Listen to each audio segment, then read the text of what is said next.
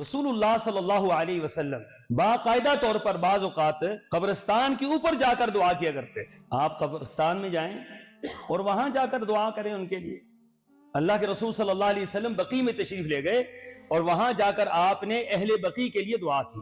آپ احد میں تشریف لے گئے، احد وہاں سے کافی دور تھا، احد میں تشریف لے گئے تو جو شہدائے احد تھے ان کے لیے آپ نے وہاں جا کے دعا کی۔ اس کا معنی یہ ہے کہ آپ اپنی جگہ پر بھی اور آپ قبرستان میں جا کر بھی اپنے مسلمان بھائیوں کے لیے، اپنے رشتہ داروں کے لیے، اپنے عزیز و اقارب کے لیے آپ دعا کر سکتے۔ تیسری ایک اہم ترین بات یہاں یہ بھی سمجھیں کہ بعض اوقات ہوتا یہ ہے کہ ہمارے ہاں قبرستان میں میرے والد کی قبر یہ ہے تو لوگ والد کی قبر کے اوپر جا کر پھر دعا مانگتے ہیں۔ یہ طرز عمل بھی درست ہے۔ آپ قبرستان میں گئے ہیں، آپ گھر بیٹھے، آپ یہاں سے دعا مانگیں گے آپ کے والد کے لیے، اللہ تعالیٰ دعا قبول کرے گا۔ تو وہاں اس جگہ پر کھڑے ہو کر دعا مانگنا اس کا کوئی شرعی ثبوت نہیں ہے۔ اللہ کے رسول صلی اللہ علیہ وسلم بقیع میں کسی ایک جگہ پر کھڑے ہو کر کبھی دعا نہیں مانگتے۔ آپ علیہ الصلوۃ والسلام بقیع میں مختلف مقامات پر آپ نے دعا کی۔